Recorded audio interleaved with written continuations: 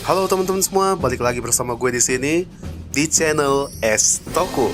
Nah, kali ini kita akan lanjut lagi membahas Avatar Sentai Don Brothers episode 24. Kalau untuk ceritanya ya, episode kali ini tuh gue lihat-lihat ada hal yang bisa kita pelajarin. Dan ini bener-bener related juga. Ceritanya cukup santai, nggak tegang-tegang se-episode sebelum-sebelumnya ya. Kayak tanpa basa-basi lagi, mari kita langsung saja membahas Avatar Sentai Don Brothers episode 24. Let's go. Di scene awal, Taro mengantar paket pada seorang ibu bernama Higashi Tomoko. Namun, setelah tanda tangan, ibu ini tiba-tiba memanggil Taro ini dengan nama Koichiro. Koichiro ini siapa? Apakah ibu ini emaknya si Taro? Nggak mungkin dong, beda nama. Setelah itu di kantor posnya Taro, ibu ini ternyata mengikuti Taro sampai ke tempat kerjanya. Bahkan membawakan makanan untuk Taro juga teman-teman kerjanya. Secara mengejutkan, kalau ibu Tomoko ini menganggap Taro itu sebagai anaknya yang bernama Koichiro, Taro di sini juga sempat bingung. Ya siapa yang nggak bingung kan? Tiba-tiba ada ibu yang dia tidak kenal dan menganggap dia sebagai anaknya. Awalnya gue pikir nih ya, apa jangan-jangan ibu ini ODGJ ya? Setelah itu Taro mengajak timnya dari Don Brothers untuk mendiskusikan masalah yang dia timpa saat ini. Bahwa ada seorang ibu bernama Higashi Tomoko menganggap dirinya adalah anaknya. Taro pun sudah mengatakan pada ibu ini kalau dia bukanlah anaknya. Namun ibu ini tetap bersikeras kalau Taro adalah Keiichiro, yaitu anaknya. Taro meminta saran pada teman-temannya gimana caranya menghadapi dan menyelesaikan masalahnya. Untungnya, Sarunara ini ternyata mengenal pada ibu Tomoko ini. Dan ibu ini pernah curhat sama Sarunara kalau dia itu memiliki anak satu-satunya dan kabur dari rumah. Hingga sekarang belum pulang. Jangan-jangan yang anaknya yang dimaksud ini si Keiichiro kali ya.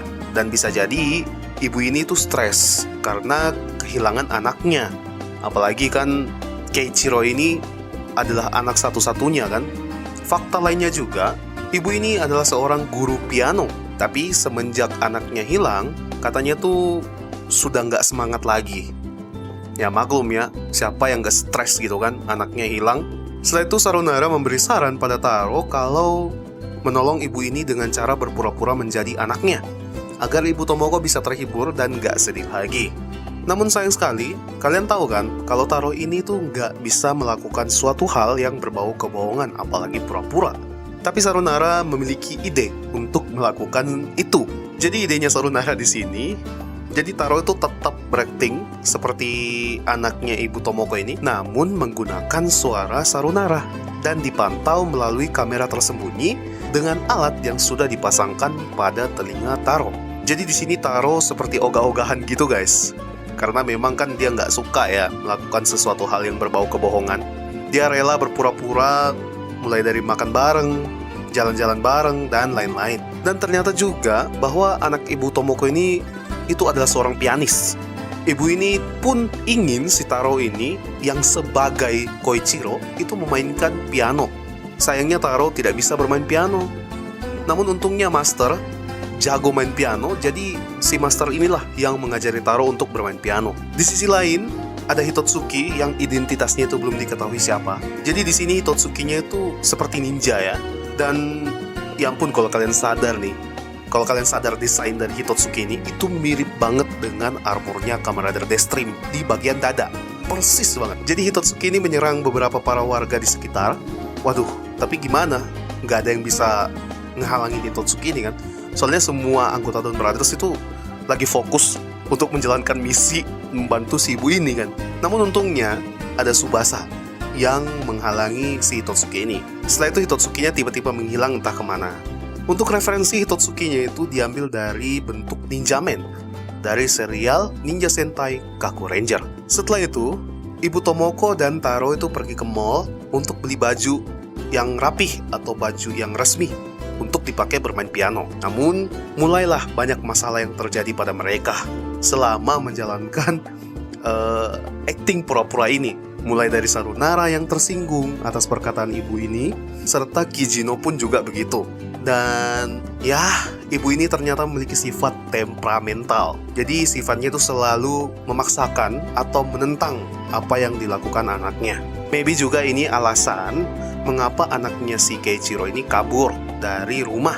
Mungkin Koichiro dipaksa untuk bermain piano, lalu karena Koichiro nggak mau, jadi dia kabur dari rumah. Mungkin seperti itu.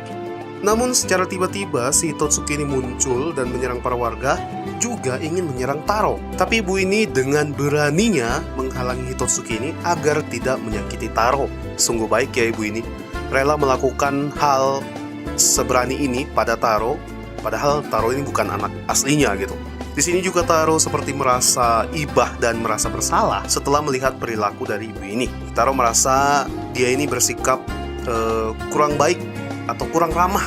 Padahal sebenarnya ibu ini sangatlah menganggap Taro seperti anaknya sendiri. Sempat Hitotsuki ini juga mau menyerang ibu Tomoko, namun tidak jadi menyerangnya. Entah kenapa Hitotsuki ini nggak jadi nyerang itu, nggak tahu gara-gara apa. Gue udah mulai curiga nih, si Hitotsuki ini siapa. Nah, itu nanti kita bahas di akhir.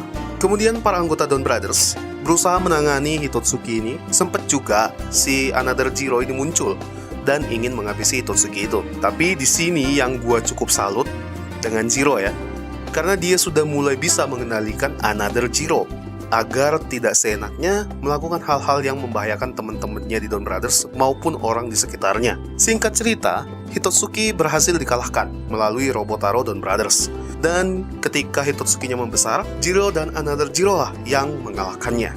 Ya maklum, baru debut kan, nggak mungkin dong dipakai se-episode doang. Namanya juga promosi mainan, biasalah. Setelah itu Hitotsuki-nya kalah dan ternyata identitas asli dari Hitotsuki ini itu adalah anaknya Ibu Tomoko, yaitu Koichiro. Nah, gue udah curiga nih dari awal kan, dan ternyata benar.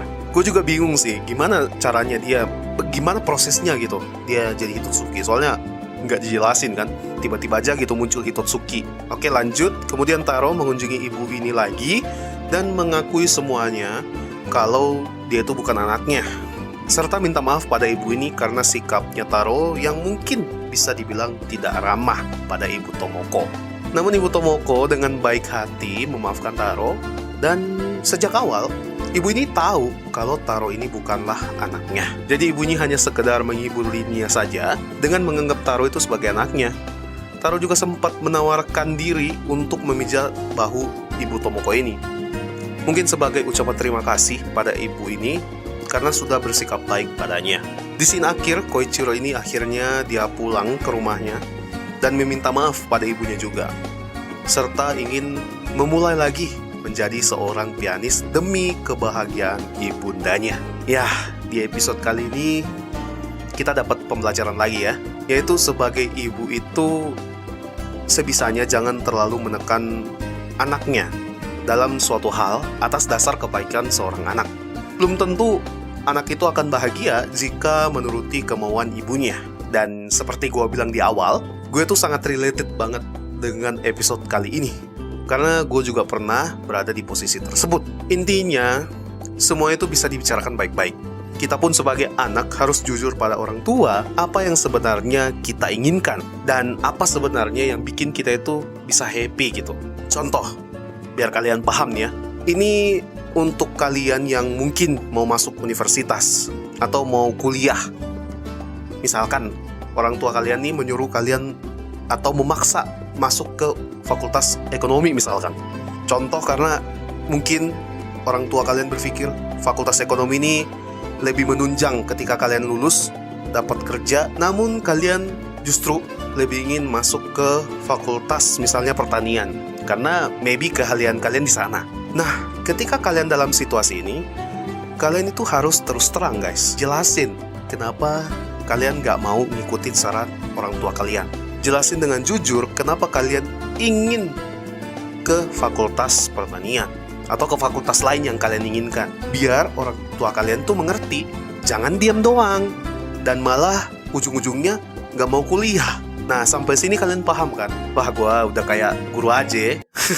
Di scene terakhir, sepertinya episode 25 ini bakal berfokus pada Kijino, dimana dia di sini terlihat dia dipecat ya dari pekerjaannya, dan teman-temannya juga di sini ikut membantunya dengan cara bekerja agar dia dapat duit. Mungkin Kijino ini bangkrut kali ya, karena dipecat kan, otomatis nggak ada gaji. So jadi gitu aja teman-teman. Thank you buat kalian yang sudah nonton dari awal sampai akhir. Like video ini kalau kalian suka, dislike kalau kalian nggak suka.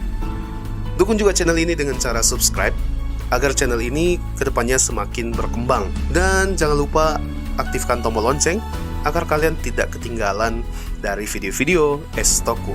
Gua Admin Kirito, mohon undur pamit. Akhir kata, ciao. Bye-bye.